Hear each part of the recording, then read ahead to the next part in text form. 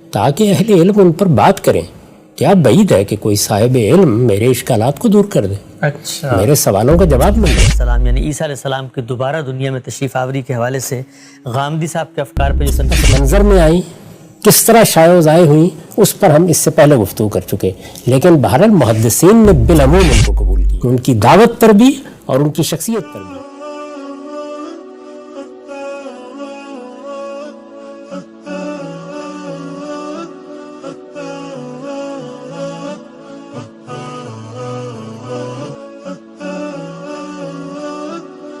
السلام علیکم. مکتب غامدی کی ایک اور نشست میں خوش آمدید. آپ سب جانتے ہیں کہ سلسلہ گفتگو غامدی صاحب سے ان اعتراضات پر ہم نے جاری رکھا ہوا ہے. اس سلسلے کی آج یہ 30ویں نشست ہے اور نزول مسیح علیہ السلام یعنی عیسیٰ علیہ السلام کے دوبارہ دنیا میں تشریف آوری کے حوالے سے غامدی صاحب کے افکار پہ جو تنقید ہوتی ہے وہ زیر بحث. غام صاحب بہت شکریہ آپ کے وقت کا. نزول مسیح کے اوپر اس سلسلے کی آج یہ 4تھی نشست ہے. غامدی صاحب, ہم نے آخری نشست میں آپ کے عدم اطمینان کی جو وجوہات ہیں اس کو ہم جان رہے تھے. آپ نے ایک روایت پڑھ کے سنائی اور اس روایت کی بنیاد پر آپ نے اپنے عدم اطمینان کو پایہ ثبوت تک پہنچایا. میں بات وہیں سے جوڑوں گا. ایک سوال جو لوگوں نے اس روایت کے منظر عام پر آنے کے بعد پوچھا, اور آپ نے اگرچہ اس کا ذکر کیا تھا کہ آپ آخر میں جا کر یہ بتائیں گے کہ ان روایات کا اصل معاملہ کیا, لیکن لوگوں نے یہ ایک سوال اٹھایا ہے کہ رسول اللہ صلی اللہ علیہ وسلم کی جو بات ہے, آپ رسول اللہ صلی اللہ علیہ وسلم کی اس حیثیت کی نفی نہیں کر رہے, بلکہ روایت کے جو متن ہے, روایت کے اندر جو کانٹینٹ ہے, اس کو پیش کر کے اپنے عدم اطمینان کا اظہار کریں. اس کی ذرا پہلے وضاحت کر دیجیے گا. میں نے تو بار بار یہ وضاحت کی ہے اپنی گفتگو میں کہ جو کچھ بھی ہم تنقید کر رہے ہیں یا تجزیہ کر رہے ہیں یا تحلیل کر رہے ہیں وہ رسالت مآب صلی اللہ علیہ وسلم کی طرف ان روایات کی نسبت کا ہے. رسول اللہ صلی اللہ علیہ وسلم کچھ فرمائیں, آپ کوئی خبر دیں, اس پر تنقید کی جسارت کون کر سکتا ہے؟ تو اللہ کی خبر ہوگی, اللہ کے پیغمبر کی خبر ہوگی. میں پہلے بھی عرض کر چکا, پھر دہرا رہا ہوں کہ لوگوں نے رسول اللہ صلی اللہ علیہ وسلم کی نسبت سے یہ چیزیں بیان کی ہیں, یہ ہم تک لوگوں کی روایت سے پہنچی ہیں. اس لیے یہ ضروری ہوا اور مسلمانوں کے علم نے ہمیشہ یہی طریقہ اختیار کیا کہ ان کی چھان پھٹک کی جائے, دیکھا جائے کون لوگ بیان کر رہے ہیں, کس وقت بیان ہونا شروع ہوئی ہیں, ان کے راویوں کے مابین مناقات کے کیا امکانات ہیں, اور اسی طرح سے وہ علل دیکھے جائیں جو بعض موقعوں کے اوپر ایک محقق ہی کی نظر میں آتے ہیں. یہ دیکھا جائے کہ یہ کوئی اجنبی سی بات تو نہیں بیان کر رہی, یہ روایت منکر تو نہیں ہے. اسی طرح سے قرآن و سنت کی روشنی میں ان کا جائزہ لیا جائے, یہ ان کے خلاف تو نہیں ہے, یہ علم و عقل کے مسلمات کے خلاف تو نہیں ہے, اس لیے کہ دین کی ساری دعوت انہی مسلمات پر مبنی ہے. تو یہ وہ عمل ہے جو ہمیشہ سے اس مسلمان امت میں ہوتا رہا ہے, یہی عمل ہے جو ہم کر رہے ہیں. اس میں رسالت مآب صلی اللہ علیہ وسلم کی کسی بات پر نقد یا آپ کی کسی بات کو رد کرنے کی جسارت, یہ تو ایمان کے منافی. ٹھیک ہے ہم سب. اچھا یہ بتائیے گا کہ یہ جو نزول مسیح کے اوپر اعتراضات آپ کے اوپر کیے جاتے ہیں اور آپ اپنے عدم اطمینان کی وجوہات کو بیان کر رہے تھے, ہم روایت کی بحث تک پہنچے تھے, اس میں آخر میں آپ نے 2 مزید روایات پیش کی تھیں. سوال میرا آپ سے یہ ہے کہ یہ جو عدم اطمینان ہے آپ کا, روایات کب سامنے آئیں, کس زمانے میں سامنے آئیں, آپ نے اس کی تحلیل کی. یہ بتایا کہ جو ابتدائی لوگ ہیں, خود جو سیدنا ابو ہریرہ سے روایت کر رہے ہیں, ان کے جو اپنے صحیفے ہیں ان میں کیا عالم ہے, امام موطا امام مالک کے اندر کیا صورتحال تھی. آگے بڑھتے ہیں. یہ بتائیے گا کہ یہ جو آپ کا عدم اطمینان ہے, یہ محض روایات کے ان داخلی جو تضادات ہیں, یہ روایت کے اندر کوئی چیز امر واقع کے خلاف, ان پر مشتمل ہے, یا اس سے آگے بڑھ کے بھی نزول مسیح کے اوپر آپ کے ذہن میں کوئی عدم اطمینان پایا جاتا ہے؟ میں نے اپنی کتاب میزان میں تو ان چیزوں کو موضوع نہیں بنایا. یہ میں اس وقت جب اعتراضات سامنے آ رہے ہیں تو تحلیل کر رہا ہوں اور روایات کے ذخیرے پر بھی ایک نظر ڈال رہا ہوں. میں نے یہ بھی عرض کر دیا ہے کہ اگر ان روایتوں کی سند پر گفتگو کی جائے, جیسے کہ بہت سے لوگ کرتے رہے ہیں, تو یہ بتایا جا سکتا ہے کہ ان میں بھی کیا کیا چیزیں ایسی ہیں جو عدم اطمینان ہی کا باعث بنتی ہیں. میں نے اس کو بھی نظر انداز کر دیا ہے. صرف ان چیزوں کی نشاندہی کی ہے جنہیں ایک عام آدمی بھی سمجھ سکتا ہے کہ روایتیں کب ہمارے پاس آئی ہیں, کب ہمارے ہاں کتابوں کا حصہ بنی ہیں, کون سی صدی ہے جس میں ان کا شروع ہوا ہے, وہ موقع کب آیا ہے جب ان کے بارے میں یہ کہا جانے لگا کہ اجمع اہل العصر یا تواترت الاخبار, وہ موقع کب آیا ہے. ان کی طرف میں نے اشارے کیے ہیں اور یہ بتایا ہے آپ کو کہ یوں نہیں کہا جا سکتا کہ کیا ہوا، امام مالک نے تو اور بھی بہت سی روایتیں نہیں لی. امام مالک کے ہاں اگر اس روایت کی یہ اہمیت ہے تو رہ کیسے گئی؟ پھر یہ کہ اگر امام مالک اس کو موضوع نہ بناتے تب بھی یہ کہا جا سکتا تھا. یعنی علامات قیامت کی کوئی چیز وہاں نہ ہوتی، دجال کا وہاں ذکر نہ ہوتا، سیدنا مسیح کا وہاں ذکر نہ ہوتا، تو کہا جا سکتا تھا کہ انہوں نے ان روایات کو اپنی جامع کے لیے یا اپنی معطا کے لیے موضوع نہیں سمجھا. ٹھیک. یہی صورتحال صحیفہ حمام بن منبع کی ہے. اس میں بھی میں نے آپ کو توجہ دلائی کہ وہ قیامت کی علامتیں بیان کر رہے ہیں، بہت سے دجالوں کے پیدا ہونے کا ذکر کر رہے ہیں، سورج کے مغرب سے طلوع کا ذکر کر رہے ہیں. یہ کیوں چھوڑ دیا انہوں نے؟ یعنی ابو ہریرہ رضی اللہ عنہ سے یہ روایت کیوں نہیں ملی؟ کیونکہ سب سے زیادہ باعث استجاب اگر کوئی چیز ہو سکتی ہے تو وہ یہی ہو سکتی ہے کہ خدا کا ایک پیغمبر آسمان سے زندہ نازل ہو جائے گا. اس سے بڑی کیا چیز ہو سکتی ہے جسے بیان کیا جائے؟ بالعموم لوگ اس طرح کی چیزوں کا جواب دیتے ہوئے یہ کہہ دیتے ہیں کہ بہت سی روایتیں ہیں کہ جو امام مالک نے نہیں لی. لیکن میں نے بتایا تھا آپ کو کہ اگر امام مالک نے نماز ہی کا ذکر نہ کیا ہوتا، روزہ ہی کا ذکر نہ کیا ہوتا تو یہ قابل قبول ہوتا نہیں. تو بات کیا ہے، موضوع کیا ہے، کس چیز کو چھوڑا ہے، کس کو ترک کیا ہے، یہ چیزیں ہیں کہ جو عدم اطمینان کا باعث بنتی ہیں.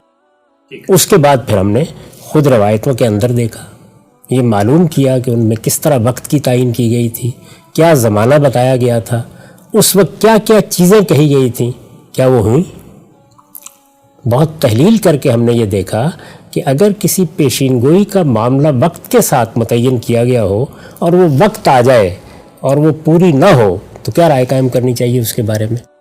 ابھی تک جو میں نے گفتگو کی ہے وہ اصل میں روایات کے تجزیہ و تحلیل کی گفتگو ہے. میں نے اپنی کتاب میزان میں جس طرح کہ میں نے عرض کیا ان میں سے کسی چیز کا ذکر نہیں کیا، بلکہ یہ بتایا ہے کہ قرآن مجید میں وہ کیا چیزیں ہیں کہ جو عدم اطمینان پیدا کرتی ہیں. انہی کی بنیاد پر میں نے یہ لکھا ہے کہ یہ روایات محل نظر ہو جاتی ہیں. یعنی اگر یہ روایات جو میں نے بیان کی آپ کے سامنے، جن پر ہم گفتگو کر رہے ہیں اور کئی نشستوں میں گفتگو کر چکے ہیں، یہ ان تمام نقائص سے پاک ہوتی، ان میں عدم اطمینان کا کوئی پہلو نہ ہوتا، پھر بھی قرآن مجید کی روشنی میں جو سوالات پیدا ہوتے ہیں ان کو اگر آپ سامنے رکھیں تو یہ محل نظر ہی ہوں گی، پھر عدم اطمینان ہی ہوگا. اس لیے کہ آخری حجت تو اللہ کی کتاب قرآن مجید ہی ہے، وہی فیصلہ کرے گا. قرآن مجید میں دو طرح کی چیزیں ہوتی ہیں، ایک یہ ہے کہ وہ صراحتاً کسی چیز کی نفی کر دے، اس کے بعد تو اندھوں کو بھی نظر آ جائے گا، میں بھی مان لوں گا، آپ بھی مان لیں گے، ہر شخص قبول کرے گا اس بات کو. دوسرا یہ ہوتا ہے کہ قرآن کسی معاملے میں گفتگو کرتا ہے، کوئی اصول بیان کرتا ہے، کوئی قاعدہ پیش کر دیتا ہے یا بعض چیزوں کو زیر بحث لاتا ہے. اس کو جب ہم دیکھتے ہیں تو یہ معلوم ہوتا ہے کہ فلاں روایت یا فلاں بیان یا فلاں واقعہ یہ کسی طرح اس میں ایڈجسٹ نہیں ہو رہا. تو اس کو علم کی زبان میں اس طرح تعبیر کیا جاتا ہے کہ قرآن مجید کی یہ اور یہ تصریحات اس کو قبول نہیں کر رہی یا اس کو قبول کرنے سے ابا کر رہی ہیں. یہ دوسری صورتحال ہے جس کی طرف میں نے اپنی کتاب میزان میں توجہ دلائی ہے. اچھا، اگر اس میں کوئی سوال رہ گیا ہو تو کر لیجئے، ورنہ پھر میں آپ کے سامنے وہ چیزیں رکھتا ہوں جو قرآن مجید کی بنیاد پر ان روایات کے بارے میں یا ان میں بیان کردہ چیزوں کے بارے میں تردد پیدا کرتی ہیں. میں پھر استعمال کر رہا ہوں لفظ تردد پیدا کرتی ہیں، عدم اطمینان پیدا کرتی ہیں، روایات کو محل نظر کر دیتی ہیں. ابھی میں رد و قبول کی بات نہیں کر رہا. ٹھیک. تو ہم سے میرا سوال اسی پہلو سے ہم پھر قرآن مجید کی طرف بڑھتے ہیں جو آپ نے اپنی کتاب میں بیان کیا. لوگ یہ کہتے ہیں، جو علماء کی آپ پر ایک تنقید بھی ہے، وہ یہ کہ بھائی اگر آپ نہیں مان رہے تو حقیقت کے اعتبار سے، عملی اعتبار سے انکار کر رہے ہیں، تو پھر یہ کہنے میں کیا حرج ہے کہ نزول مسیح کا ہم انکار کرتے ہیں؟ یہ جو آپ کہتے ہیں بار بار کہ یہ روایات محل نظر ہو گئیں، حقیقت میں تو آپ جب روایت کو قبول نہیں کر رہے تو گویا انکار کر رہے ہیں، تو انکار یہ محل نظر کوئی کوٹ کر کے کہنے کی کیا وجہ پیش آ جاتی؟ یہ علم کی زبان ہے، ایسے ہی کہنا چاہیے. یعنی یہ بتانا چاہیے کہ یہ چیزیں ہیں جو سوالات پیدا کرتی ہیں، یہ اشکالات ہیں، تاکہ اہل علم ان پر بات کریں. کیا بعید ہے کہ کوئی صاحب علم میرے اشکالات کو دور کر دے، اچھا، میرے سوالوں کا جواب مل جائے. جن چیزوں کو میں محل نظر کہہ رہا ہوں تو کوئی صاحب نظر یہ بتا دے کہ ان میں تو فلاں فلاں چیزیں تمہاری نگاہ میں نہیں آئیں، وہ میں پیش کر دیتا ہوں. تو یہ علم کے لیے ایک کھلی دعوت ہوتی ہے. جب آپ کہتے ہیں محل نظر ہیں تو آپ گویا ایک طالب علم کی جگہ پر کھڑے ہو کر یہ بتا رہے ہوتے ہیں کہ میرے سامنے یہ سوالات ہیں, میں ان چیزوں پر غور کر رہا ہوں, میرے عدم اطمینان کے وجوہ یہ ہے, دوسرے اہل علم بتائیں. اگر وہ کسی چیز کو واضح کر دیں گے تو سوال یہ ہے کہ آدمی کو حق کی پیروی کرنی ہے یا کسی ضد پر کھڑے رہنا ہے, پھر اس کے سامنے سر تسلیم خم کر دینا چاہیے. میں تو اس سے پہلے بھی آپ سے عرض کر چکا ہوں کہ یہ جتنی بحث ہم کر رہے ہیں, یہ ساری کی ساری بحث اگر مسیح علیہ السلام کا نزول ہو جائے تو بے معنی ہو جائے گی. بالکل ایسے ہی ہم نے یہ کہا تھا پہلے بھی, ایسا ہی ہوگا نا. تو اس کا مطلب یہ ہے کہ یہ انسانی کام ہی ہے. جن لوگوں نے روایت کیا انہوں نے بھی انسان کی حیثیت سے کیا, جن لوگوں نے ان کی تنقید کی انہوں نے بھی انسانی کی حیثیت سے کی. ہم اپنے اطمینان کا اظہار کر رہے ہیں تو انسانی کی حیثیت سے کر رہے ہیں. ہمارے ہر کام میں غلطی کا امکان ہوتا ہے. ایک وہ چیزیں ہیں کہ جو اللہ کی کتاب قرآن مجید میں بیان ہو جاتی ہیں. اللہ کی کتاب قرآن مجید کا معاملہ یہ ہے کہ وہ قطعی ثبوت ہے, اس کے اندر ادنا درجے میں بھی یہ تردد نہیں ہوتا کہ کوئی بات اللہ تعالیٰ کی طرف سے میں نے, آپ نے یا کسی راوی نے منسوب کر دی ہے. اس میں جو زبان استعمال کی گئی وہ عربی مبین ہے, اس میں لفظ, جملہ, سیاق, سباق ہر چیز بالکل متعین ہے, لہٰذا وہ اپنے مدعا کو بیان کرنے میں قطعی الدلالہ بھی ہے. تو اس وجہ سے اس کی بنیاد پر تو آپ یہ کہہ سکتے ہیں کہ فلاں چیز یقیناً اسی طرح ہے, لیکن باقی تمام معاملات میں تو انسان ظن غالب ہی کو بیان کرتا ہے. تو میں یہی کہوں گا کہ یہ محل نظر ہے, میں بھی اس پر غور کرتا رہوں گا. میں دوسروں کو بھی دعوت دے رہا ہوں کہ وہ ان اشکالات پر غور کریں, ان سوالات کا جواب تلاش کرنے کی کوشش کریں, لوگوں کو مطمئن کریں. جس وقت اطمینان ہو جائے گا تو مان لینا چاہیے نا اس بات کو. ٹھیک. اچھا ہم سے یہ بتائیے گا, ہم آتے ہیں قرآن مجید میں, جو آپ نے قرآن مجید کی روشنی میں جو سوالات یا عدم اطمینان کی اور وجوہات ہیں, یہ بتائیے گا یہ جو کتاب ہے آپ کی میزان, اس میں آپ نے ابھی آپ اس کو بتائیں گے کہ قرآن مجید کی کون کون سے مقامات ہیں جو یہ سوال یا عدم اطمینان کو بڑھاتے ہیں. یہ حدیث کی جو پوری بحث ہم نے پچھلی 2-3 نشستوں میں کی, اس کو آپ نے اپنی کتاب میں نزول مسیح کی جو علامت ہے اس پہ سوالات کی صورت میں حدیث کی بنیاد پہ کیوں نہیں پیش کیا یہاں پہ؟ اس کی وجہ یہ ہے کہ میں نے اس کتاب میں یہ طے کر لیا ہوا ہے کہ وہی چیزیں زیر بحث لاؤں گا کہ جن میں دین کو مثبت طور پر بیان کیا جا سکے. اچھا. اگر میں اس نوعیت کی بحثیں اس میں کرتا تو یہ کئی مجلدات پر مبنی ہو جاتی. اس میں پھر بہت تفصیلات ہوتی, پھر ہر موضوع کے بارے میں اسی طرح کی تنقید اس میں کی جاتی. اس میں میں بنیادی استدلال بیان کر کے اپنا نقطہ نظر واضح کر دیتا ہوں.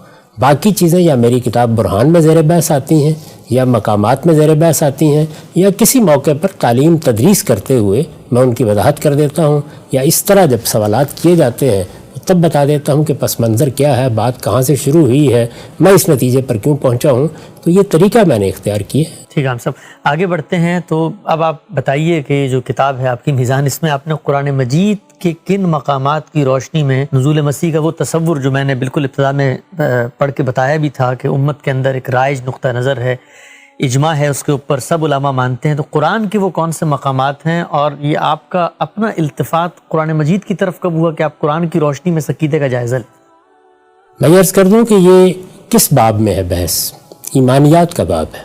اچھا. یہ اس کتاب کے حصہ اول کا پہلا باب ہے. اس میں علامات قیامت کے زیر عنوان میں نے بحث کر کے یہ بتایا ہے کہ کیا کیا چیزیں ہیں جو قرآن میں بیان ہوئی ہیں اور وہ قیامت کی علامتیں ہیں, اور کیا چیزیں ہیں جو حدیثوں میں بیان ہوئی ہیں. ٹھیک. اس میں جن چیزوں کو قبول کیا ہے وہ سب اس سے پہلے زیر بحث آ چکی ہیں.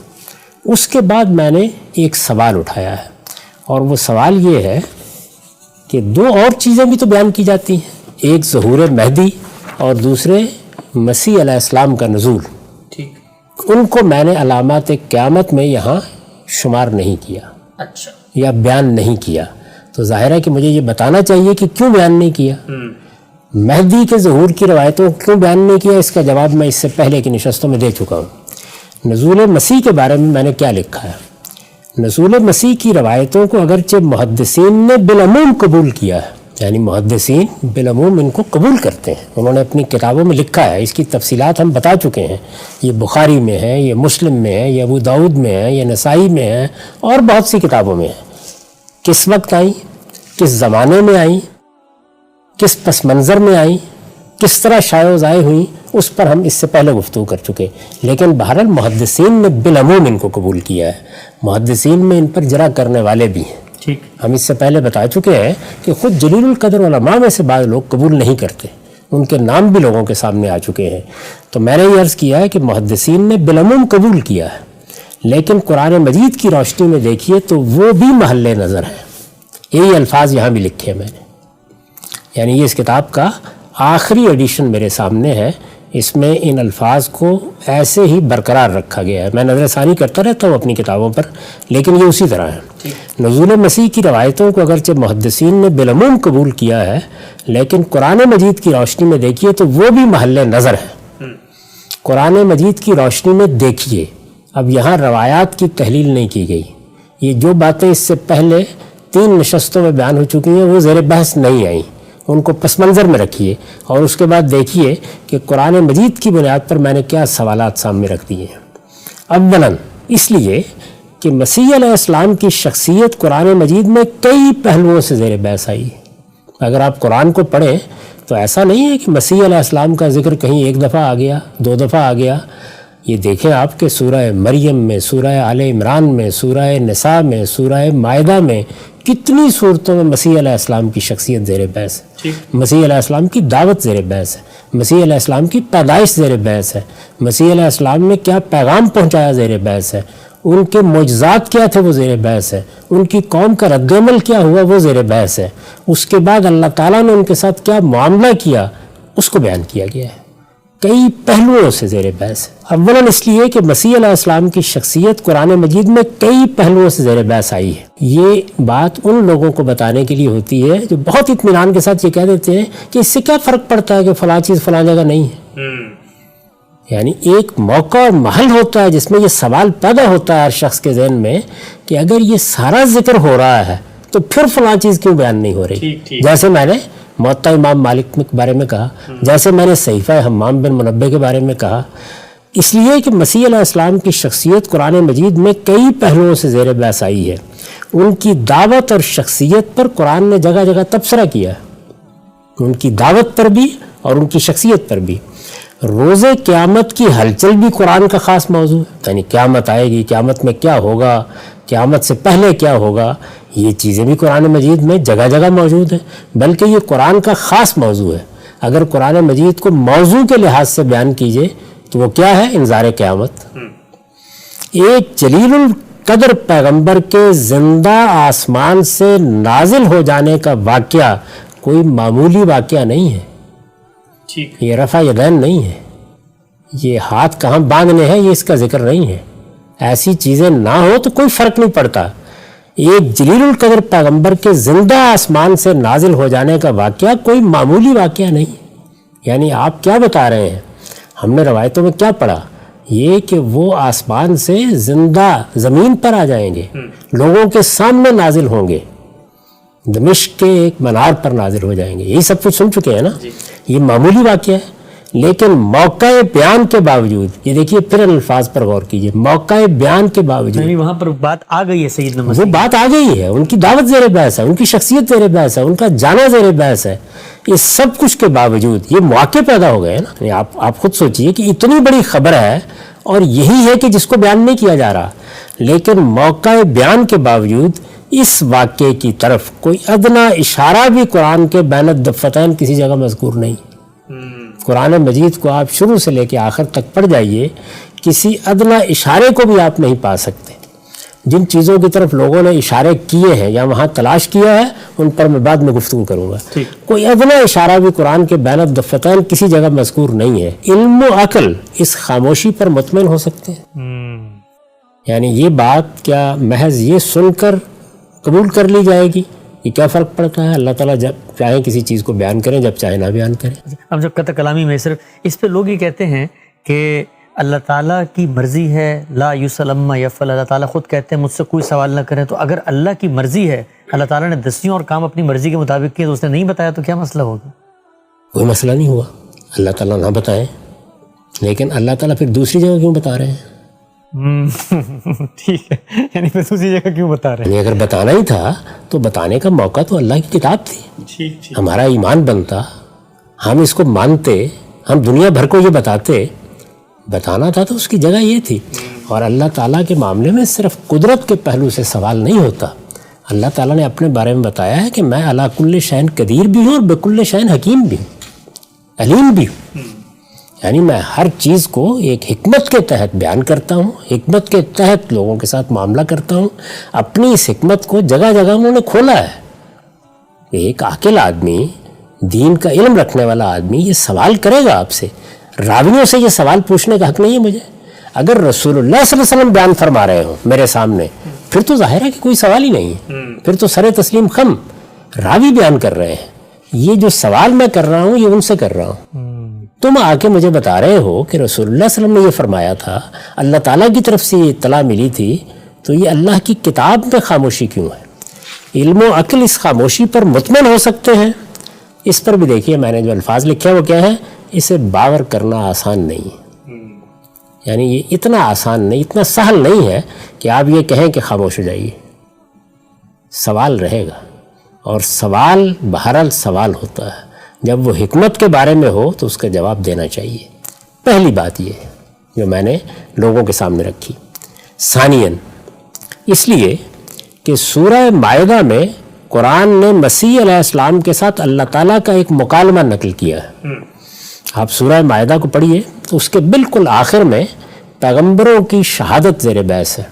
اللہ تعالیٰ جب پیغمبروں کو قیامت کے دن اٹھائے گا تو ان کی قوموں کے بارے میں، ان کی امتوں کے بارے میں ان سے سوال کرے گا. یہ میں واضح کر دوں کہ رسالت مآب صلی اللہ علیہ وسلم ہوں یا دوسرے پیغمبر ہوں، ان کی امتوں نے جو عقیدے اختیار کیے، جو نقطہ نظر اختیار کیے، جو کچھ ان کے بعد کیا، جو کچھ وہ قیامت تک کر رہی ہیں، ان سب کے بارے میں سوال قرآن مجید بتاتا ہے کیا جائے گا. ثانیاً اس لیے کہ سورہ مائدہ میں قرآن نے مسیح علیہ السلام کے ساتھ اللہ تعالیٰ کا ایک مکالمہ نقل کیا ہے. یہ میں نے اس کا پس منظر بتایا کہ یہ مکالمہ نقل کرنے کی ضرورت کیوں پیش آئی ہے. اس میں یہ چیز زیر بحث ہے کہ اللہ تعالیٰ پیغمبروں کو جمع کریں گے اور اس موقع پر ان سے پوچھیں گے. اللہ تعالیٰ کا ایک مکالمہ نقل کیا ہے جو قیامت کے دن ہوگا. یعنی یہ مکالمہ کس وقت ہوگا، یہ بات کب ہوگی؟ اس دنیا میں نہیں، قیامت کے دن. یعنی جب سب معاملات ختم ہو چکے ہوں گے، جب اس دنیا کی بساط لپیٹی جا چکی ہوگی، جب ایک نئی دنیا وجود میں آ چکی ہوگی، اس موقع پر اللہ تعالیٰ مسیح علیہ السلام سے سوال پوچھیں گے. مکالمہ قرآن نے نقل کیا ہے. اس میں اللہ تعالیٰ ان سے نصارہ کی اصل گمراہی کے بارے میں پوچھیں گے. ان کے ماننے والے کون ہیں؟ نصارہ یا مسیحی. قرآن مجید انہوں نے نصارہ سے تعبیر کرتا ہے، بعد میں عام طور پر انہیں مسیحی کے لفظ سے تعبیر کیا گیا. اس میں اللہ تعالیٰ ان سے نصارہ کی اصل گمراہی کے بارے میں پوچھیں گے کہ کیا تم نے یہ تعلیم انہیں دی تھی کہ مجھ کو اور میری ماں کو خدا کے سوا معبود بناؤ؟ اچھا، مجھ کو اور میری ماں کو خدا کے سوا معبود بناؤ. مسیحیوں کے ہاں جو الوہیت کے بعد میں گمراہی پیدا ہوئی ہے اور صدیوں میں مختلف صورتیں اختیار کر کے ان کے ہاں عقیدہ بنی ہے اور ان کا پاپائیت کا انسٹیٹیوشن یا کلیسا اس کو سرکاری عقیدے کی حیثیت سے قبول کرتا ہے، وہ یہ عقیدہ ہے. یعنی سیدہ مریم مادر خدا ہیں، ام اللہ ہیں، اور سیدنا مسیح علیہ السلام اللہ کے بیٹے ہیں. ٹرینٹی کا جو عقیدہ تثلیث کا، اس میں روح القدس بھی شامل ہو جاتا ہے بعض تعبیروں کے مطابق، اور بعض تعبیروں کے مطابق سیدہ مریم شامل ہو جاتی ہیں. اس میں اللہ تعالیٰ ان سے نصارہ کی اصل گمراہی کے بارے میں پوچھیں گے کہ کیا تم نے یہ تعلیم انہیں دی تھی کہ مجھ کو اور میری ماں کو خدا کے سوا معبود بناؤ. مثال کے طور پر یہ مکالمہ نقل کیا گیا ہے کہ سب پیغمبروں سے پوچھا جائے گا کہ کیا تم نے پیغام پہنچایا، تم نے ہدایت کی، یہ جو ان لوگوں نے تمہارے نام پر گمراہی اختیار کی ہے یہ تمہاری تعلیم کا نتیجہ ہے؟ یہ سوال ہوگا. یہ سوال سیدنا مسیح سے اللہ تعالیٰ کہتے ہیں کہ کیا جائے گا. اس کے جواب میں جب یہ سوال کیا جائے گا تو اس کے جواب میں وہ دوسری باتوں کے ساتھ یہ بھی کہیں گے کہ میں نے تو ان سے وہی بات کہی جس کا آپ نے حکم دیا تھا، اور جب تک میں ان کے اندر موجود رہا اس وقت تک دیکھتا رہا کہ وہ کیا کر رہے ہیں. ہر پیغمبر یہی کہے گا کہ میں نے جب تک میں دنیا میں موجود رہا جن لوگوں نے میری بات سنی ان کو حق بتایا، ان کو یہی تعلیم دی کہ اللہ کے سوا کوئی الہ نہیں ہے. میں اس طرح کی بات نہیں کہہ سکتا تھا.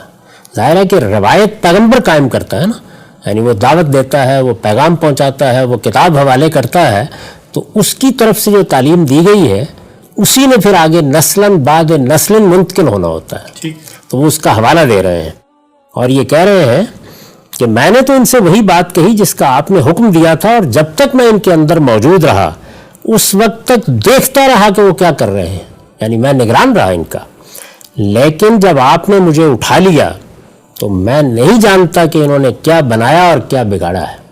جب آپ نے مجھے اٹھا لیا، آگے آپ دیکھیں گے کہ اس میں جو الفاظ ہیں وہ یہ فلما توفیتنی، یعنی جب آپ نے مجھے وفات دے دی، جب آپ نے مجھے اٹھا لیا تو میں نہیں جانتا کہ انہوں نے کیا بنایا اور کیا بگاڑا ہے، یعنی میری ذمہ داری تو میری حیات تک تھی، میں جب تک وہاں موجود تھا میں ان کو صحیح بات بتاتا رہا، میں نے ان کو توحید کی دعوت دی، میں نے وہی پیغام پہنچایا جو میرے ذمہ لگایا گیا تھا، میرے بعد کیا ہوا یہ میں نہیں جانتا، اس کے بعد تو آپ ہی ان کے نگران رہے ہیں، یہ قرآن مجید کے الفاظ ہیں، میں آگے آیات بھی آپ کے سامنے رکھ دوں گا، اس کے بعد تو آپ ہی ان کے نگران رہے ہیں۔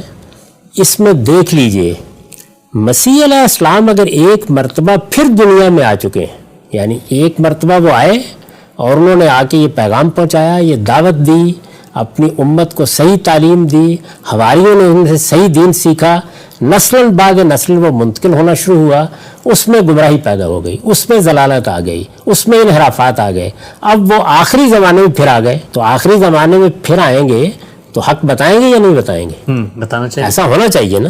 تو اس پر میں نے سوال اٹھایا ہے کہ اس میں دیکھ لیجئے مسیح علیہ السلام اگر ایک مرتبہ پھر دنیا میں آ چکے ہیں تو یہ آخری جملہ کسی طرح موضوع نہیں، آخری جملہ کیا ہے کہ میں تو آ گیا، اس کے بعد سے میں نہیں جانتا یہ کیا کرتے رہے ہیں، اس کے بعد تو آپ ہی نگران ہیں، آپ ہی نگران ہیں۔ آدمی پلٹ کے کہے گا کہ پروردگار میں گیا تھا، مجھے جو پیغام آپ نے دیا تھا وہ میں نے پہنچایا، میں دنیا سے آ گیا، آپ نے دوبارہ مجھے بھیجا، میں ان کے کان گرم کر کے آیا ہوں، ان کی غلطی کی اصلاح کر کے آیا ہوں، ایک مرتبہ پھر ان پر حجت تمام کر کے آیا ہوں، یہ کہنا چاہیے نا، اور قیامت سے بالکل پہلے کر کے آیا ہوں۔ اس کے بعد تو انہیں کہنا چاہیے کہ میں ان کی گمراہی کو اچھی طرح جانتا ہوں اور ابھی کچھ دیر پہلے انہیں اس پر متنبع کر کے آیا ہوں۔ کیا علم یہ تقاضا نہیں کرتا، کیا عقل یہ نہیں کہتی کہ انہیں ایسا کہنا چاہیے تھا؟ سنیے آیات، فرمایا ہے ما قلت لهم الا ما امرتنی به ان اعبدوا الله ربی وربکم وکنت علیہم شہیدا ما دمت فیہم فلما توفیتنی کنت انت الرقیب علیہم وانت علی کل شیء شہید۔ یہ مائدہ کی 117 آیت ہے۔ میں نے ان سے وہی بات کہی جس کا تو نے مجھے حکم دیا تھا کہ اللہ کی بندگی کرو جو میرا بھی پروردگار ہے اور تمہارا بھی، اور میں ان پر گواہ رہا جب تک میں ان کے اندر موجود رہا، پھر جب تو نے مجھے اٹھا لیا فلما توفیتنی، پھر جب تو نے مجھے وفات دی یا تو نے مجھے اٹھا لیا تو ان پر تو ہی نگران رہا ہے اور تو ہر چیز پر گواہ ہے۔ یہ وہ جواب ہے جو انہوں نے اس موقع پر دیا ہے۔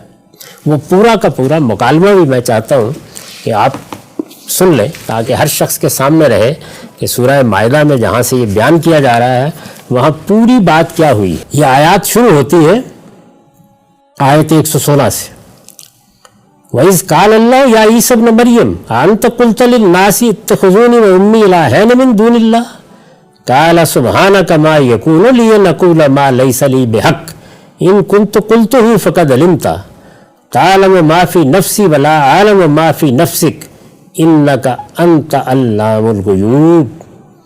اور یاد کرو جب یہ باتیں یاد دلا کر اللہ پوچھے گا، اے مریم کے بیٹے عیسیٰ، کیا تم نے لوگوں سے کہا تھا کہ خدا کے سوا تم مجھے اور میری ماں کو معبود بنا لو؟ وہ عرض کرے گا سبحان اللہ، یہ کس طرح روا تھا کہ میں وہ بات کہوں جس کا مجھے کوئی حق نہیں تھا۔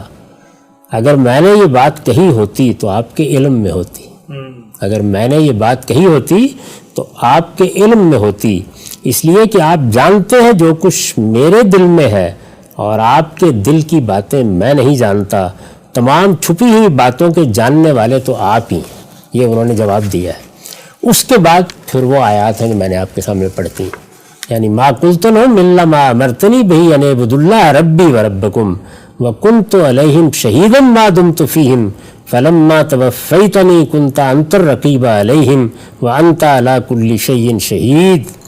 میں نے تو ان سے وہی بات کہی تھی جس کا آپ نے مجھے حکم دیا تھا کہ اللہ کی بندگی کرو جو میرا بھی پروردگار ہے اور تمہارا بھی.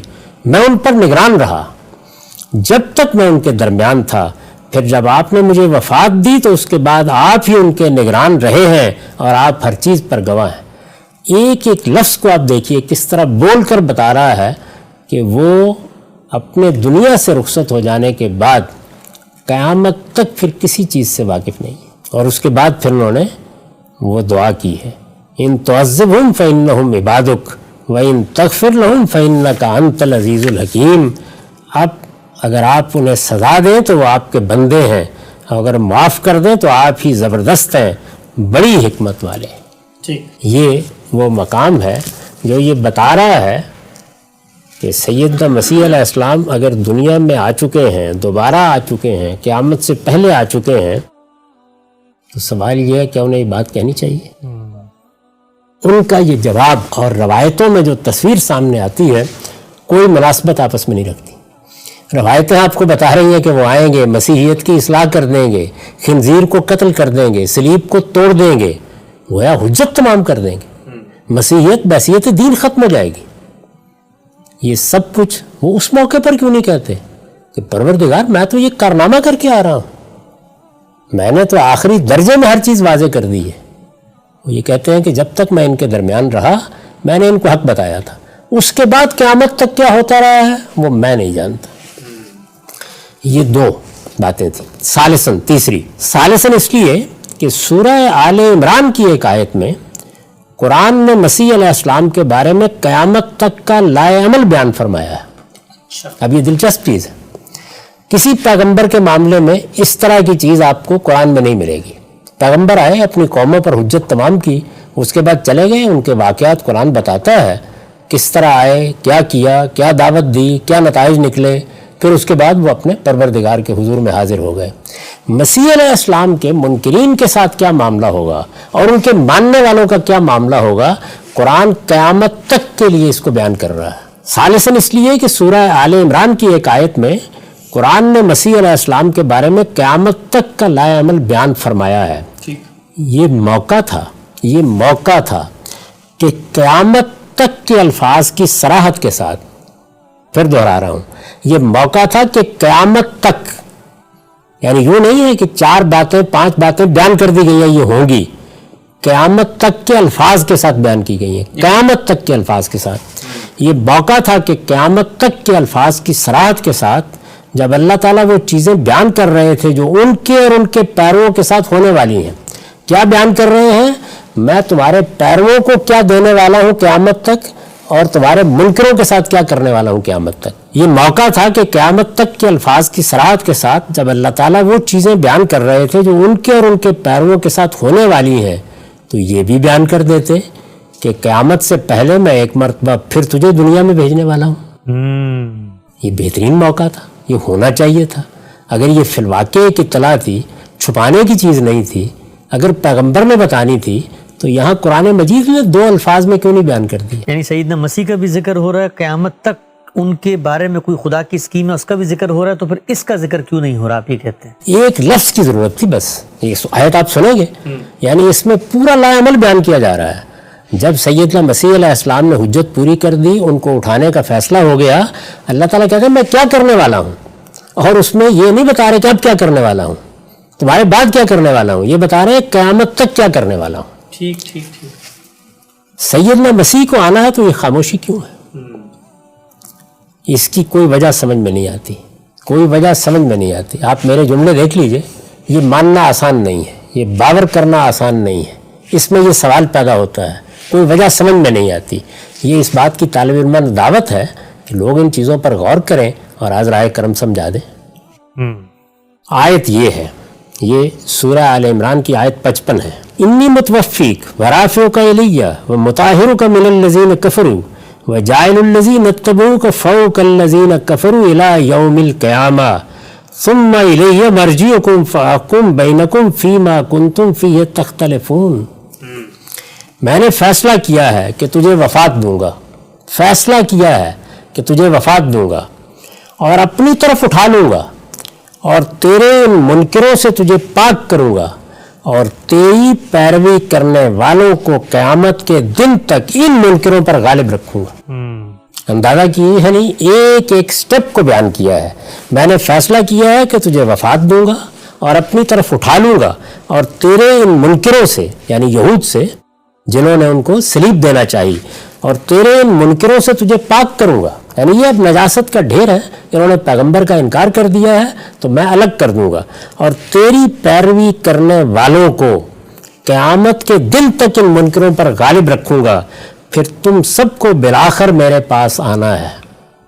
یہ موقع نہیں تھا اس کا، کہا جاتا اور قیامت سے پہلے تمہیں دوبارہ بھیجوں گا تاکہ تم ان پر ایک مرتبہ پھر حجت تمام کر دو، حق پھر واضح کر دو، پھر انہیں بتا دو، میری حاضری سے پہلے یہ جان لے کہ حقائق کیا تھے، کوئی ذکر نہیں۔ سو اس وقت میں تمہارے درمیان ان چیزوں کا فیصلہ کروں گا جن میں تم اختلاف کرتے رہے ہو۔ یہ آیت بھی بڑی اہم ہے جس پر خاتمہ کیا ہے، یعنی یہ روایتیں یہ تاثر دے رہی ہیں کہ سیدنا مسیح آ کے اختلافات کا فیصلہ اسی دنیا میں کر دیں گے۔ عجیب، اچھا۔ اور قرآن مجید کہہ رہا ہے کہ پھر تم سب کو بالآخر میرے پاس آنا ہے، یعنی اختلافات رہیں گے، یہ بحثیں رہیں گی، یہ مذہبی جدال رہے گا، کوئی کہے گا صلیب دیا گیا، کوئی کہے گا نہیں دیا گیا، یہ سب چیزیں ہوتی رہیں گی۔ سو اس وقت میں تمہارے درمیان ان چیزوں کا فیصلہ کروں گا جن میں تم اختلاف کرتے رہے ہو۔ پھر فیصلہ بھی وہیں ہونا ہے، اس کا مطلب فیصلہ بھی وہاں ہونا ہے۔ یہ قرآن مجید کی روشنی میں میرا استدلال ہے، جس کی وجہ سے میں نے اپنی اس کتاب میں یہ لکھا کہ یہ روایتیں محل نظر ہیں۔ اگر وہ سب بحث کو بھی آپ ایک طرف رکھ دیں، روایات کے تجزیہ اور تحلیل میں جو کچھ میں نے عرض کیا ہے اس کو بھی اٹھا کے کہیں پھینک دیں، تو یہ سوالات کوئی معمولی سوالات نہیں ہیں۔ یہ سوالات قرآن مجید کی روشنی میں پیدا ہوتے ہیں، اللہ کی آخری کتاب کی روشنی میں پیدا ہوتے ہیں، وہ کتاب جو خدا کی حجت بن کے آئی ہے اس کی روشنی میں پیدا ہوتے ہیں، وہ کتاب جو اپنے بارے میں یہ کہتی ہے کہ وہ مذہبی اختلافات میں فیصلہ کن اتھارٹی کی حیثیت رکھتی ہے، اس کی روشنی میں پیدا ہوتے ہیں۔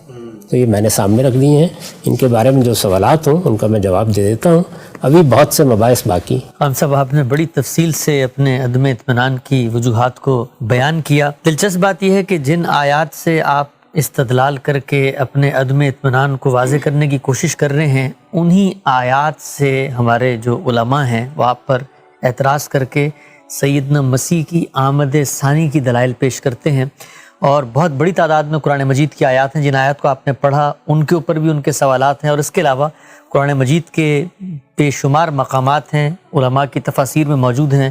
نزول مسیح کے پورے تصور کو جو روایتوں میں بیان ہوا، اجماع سے منتقل ہوا، ہمارے علماء یہ کہتے ہیں کہ اس کے جو بلو پرنٹس ہیں، اس کے جو کانسیپچول بنیادیں ہیں، وہ سب کے سب قرآن مجید میں موجود ہیں۔